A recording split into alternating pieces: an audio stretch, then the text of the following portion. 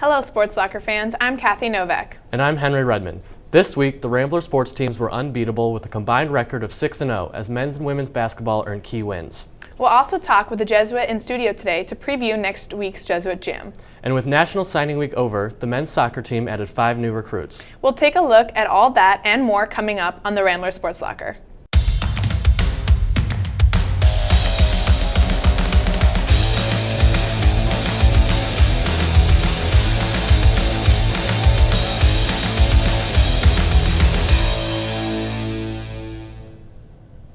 The men's basketball team won both of its games this week.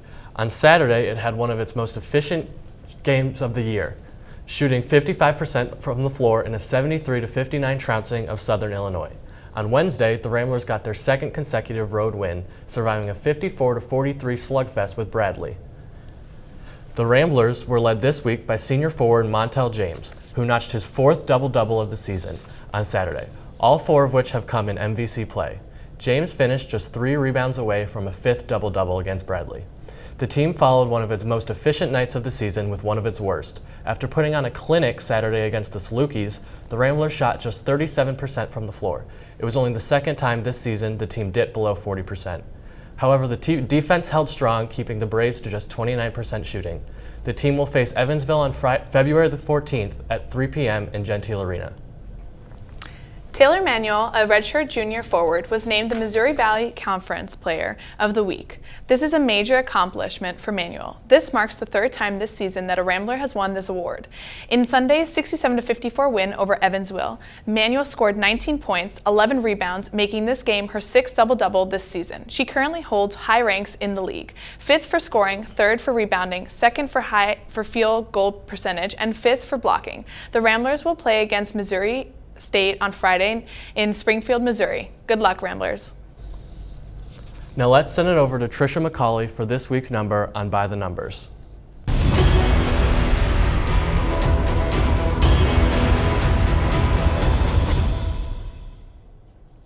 This week's number is 14.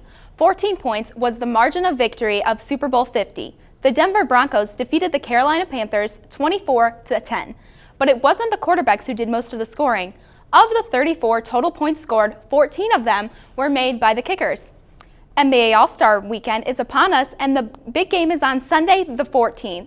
Chicago Bulls guard Jimmy Butler was selected to play but suffered a knee injury. Pau Gasol is replacing him. Gasol played 14 years in the NBA before coming to the Bulls in 2014. Despite his age, he is still one of the best offensive big men in the game. Ernie Banks wore the number 14 for the Chicago Cubs. A first baseman and 14-time All-Star, Banks, known as Mr. Cub, was one of the most beloved players in baseball. He was enshrined in the Hall of Fame in 1977 and passed away just 1 year ago. Ben Richardson wears the number 14 for the Loyola men's basketball team. The sophomore guard has made 14 of his 16 free throws this season. He also leads the Missouri Valley Conference in three-point percentage, having made 28, which is 2 times 14 of his 61 shots behind the arc. For this week's By the Numbers, I'm Trisha McCauley. Back to you at the desk. Thanks, Trisha. The men's volleyball team is now on a 7-game winning streak after beating Quincy in 5 sets. The Ramblers were forced to a final set for only the 2nd time this season. Trevor Novotny led the team with a career-high 16 kills, playing a major role in the Ramblers' 5th set rally to win the match. Their record is now 7-2, and Loyola will look to keep its winning streak alive when it hosts Ohio State this Friday at 7 p.m. in Gentile Arena. If you've been following us here at the Rambler Sports Locker, you know that the men's volleyball team has suffered some impactful losses going into this season. But with the team's player and coach of the year both gone, hope is not lost. A new head coach has taken over and the Ramblers keep on winning. Emily Morgenstern has more. If you haven't heard by now, the men's volleyball team has a new head coach. Former assistant coach Mark Holz was the replacement of former head coach Shane Davis. Under new leadership, the team is still holding true to its traditions. So there's a lot of guys who've come before us and done some great things and laid some good groundwork for what we're doing now. And you want to kind of be true to that, but obviously continue to kind of grow and stay on the path that we've been on maybe the last couple of years as well. It's true that the volleyball team has been successful the past few years. Part of that success is due to the relationships off the court. Setter Peter Hutz and middle blocker Owen McAndrews have been working close with Hulse to improve not only as athletes, but also as better leaders. And he really helped me with my confidence, not only as a setter, but just kind of like as a person coming into college from high school. Just as a coach, I think he's really challenged me to embrace a lot of different roles on the team, from being a starter to being more of a role player and a captain. I think that he's definitely helped me grow as a leader. A former volleyball player himself, competing at Rutgers and Pepperdine University, Hulse knows the importance of a balanced student-athlete experience. He works to help their growth through different exercises. We work with our chaplain, who's one of the Jesuits on campus, to just take time and just sit and be quiet and sort of think through life and ask some bigger questions of yourself and give them time to grow and kind of expand their understanding of themselves. We put a lot of time and effort into that stuff beyond just the volleyball, and I think it helps both kind of help each other. With these exercises, the team is on the right track toward a third national championship. Hulse has the blessing of former head coach Shane Davis. He left Hulse with 2 inspiring words: good luck. For the Rambler Sports Locker, I'm Emily Morgenstern. Thanks, Emily. The men's soccer team made a splash this week when it announced its 2016 recruiting class. Head coach Neil Jones announced the signing of 5 new players for next fall. The class includes 3 defenders, a midfielder, and a forward. One of the players, defender Lucas Bartlett, was named the State of Kansas's Player of the Year in his senior season at St. Thomas Aquinas High School. Bartlett is joined by Jacob Graber, Aiden McGalley, Addison Parrish, and Chase Wright. The incoming players have a number of impressive accolades, including 4 All-State selections, a Gatorade Player of the Year finalist, and an IMG Top 150 rated player. It's a quarter-mile track of ice. It's a world-class attraction in a world, Feeding City. It's a $1 million experience that remains mostly a secret in Chicago, and it's a perfect activity for Loyola students because it costs exactly nothing.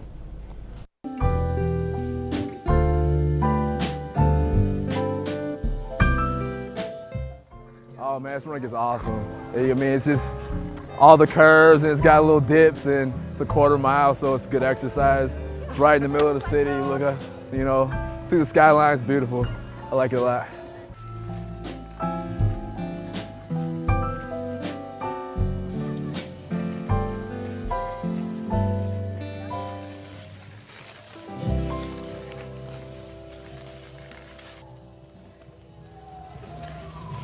They call it the ribbon, but it's like a go-kart, like a rink almost. I mean, a go-kart track kind of. So that's what everybody usually loves about it. You can't really find it anywhere else.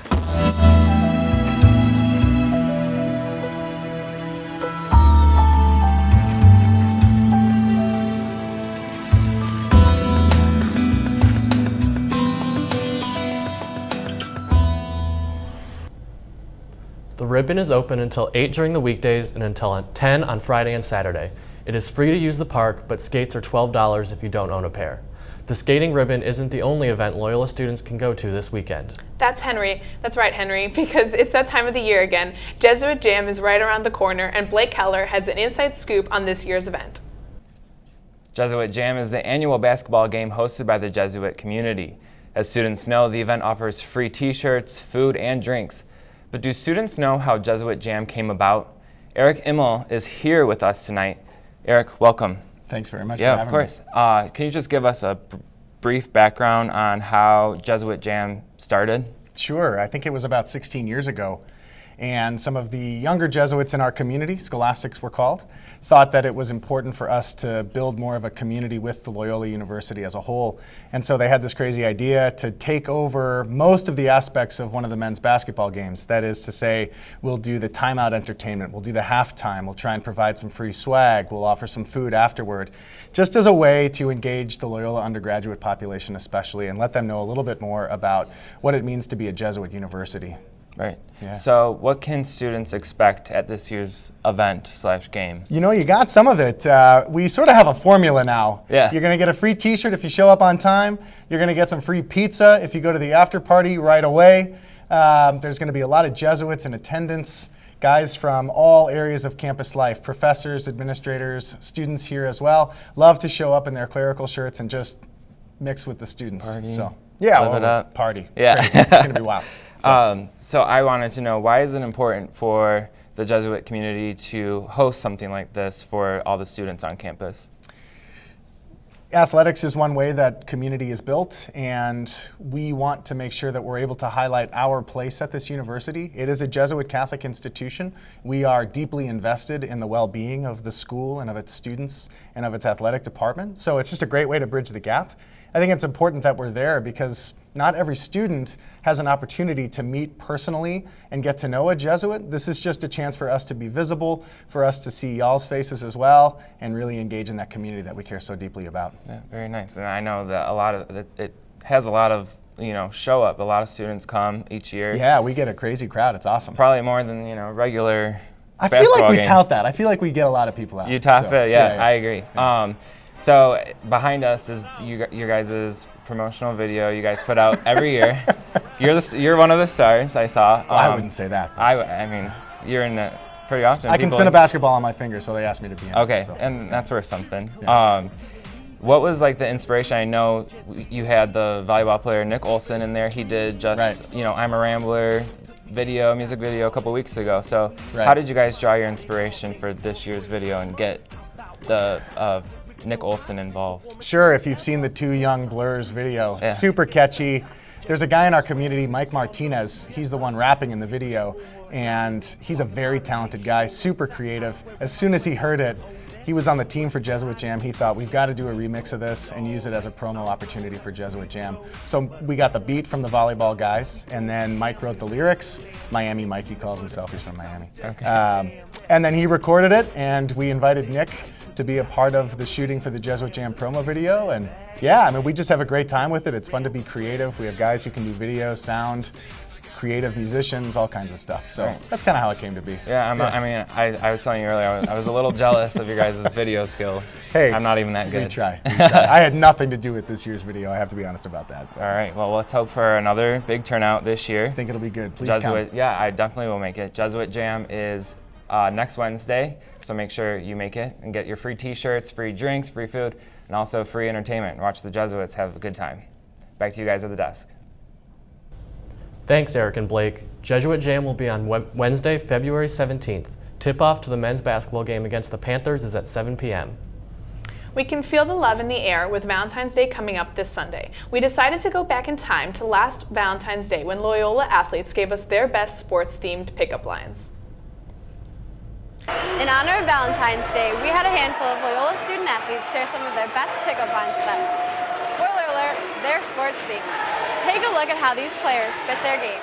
Girl, you can call me D Rose because you got me weak in this. Can I get your jersey? Name and number? I don't need pickup lines. It's just. I score threes all the time, but you'd be my first 10. I respect the rest call just like I respect my women. You're a really good player. We should totally play together sometime. When it comes to love, I'm in it for the long run. I hope there's a fireman around because you're smoking fast. Hey, Turk, can I get your jersey? Your name and number. Dang, boy, I must be Kobe because I can't pass you up. My PR is not the only number I want to be telling you. If I gave you my shoe, would you step into my life? Am I going to answer yes or no? You can stop chasing your dreams. I'm right here. If you played half as good as you looked, you'd win a lot. Is your name Kevin? Because I think I love you. Good thing my watch has GPS because I keep getting lost in your eyes. Even if you serve into the net, you're still an ace. I really dig you. Do I answer yes or no? Or do I just take it off and give it to you? Do you believe in love at first sight, or should I run by again?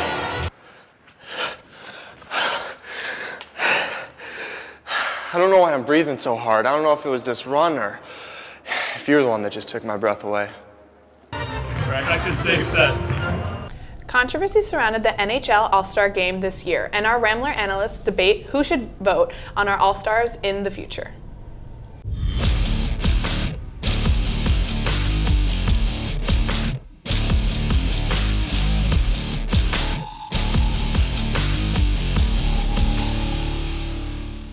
Hello, welcome to this week's Ramble. I'm your host, Bridget Murphy, and I'm here with Taylor Utig and Brooke Zubel.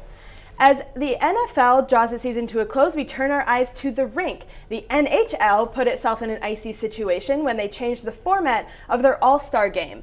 This year, they allowed fans to vote for the captains of the 4 teams of the 4 divisions. However, fans being fans and the internet being the internet, they voted in a mid-level enforcer from the Phoenix Coyotes as the captain of the Pacific Division. And the NHL was not happy with this decision, and the fans' reaction to the NHL's reaction to their decision is causing people to question whether this new format is a good idea or not. So today we're going to talk about whether or not fans should have a say in who is in the All-Star game. Brooke. In my opinion, I don't think the fans should have an opinion. In the All-Star game, it's about skill. It's about who's the best of the best. They bring the best of the best players out to see what they can do and how they can show their skills. And in my opinion, John Scott should not have been on the ice. Taylor. I completely disagree. I think the All-Star game for itself is just a game for the viewers. I mean, really, if you're thinking about it, the NHL is the 4th watch sport in the nation. They are looking for viewers. To have fans voting in their favorite players is a great way to get those fans to watch the All-Star game. Yes, if you allow that, you're going to vote in people like John Scott. The NHL's reaction made it worse. If they allow fans to vote people in, they need to just allow them to vote people in. It was their reaction that caused this controversy. I don't believe that if the NHL had reacted that way, there would have been this uproar. The fans voting it in actually helped the All-Star game and helped the NHL itself get the viewership that they want. Well, and yeah, they only vote in 4 players, so it's not like fans are picking the entire roster of players that shouldn't be there. Brooke, what do you like? Why wouldn't you give the fans the option just to pick, 1 or 2, maybe 4 players just that they like to watch play? Honestly, I just think it's dumb.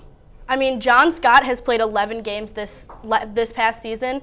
He had a total of 11 points last season.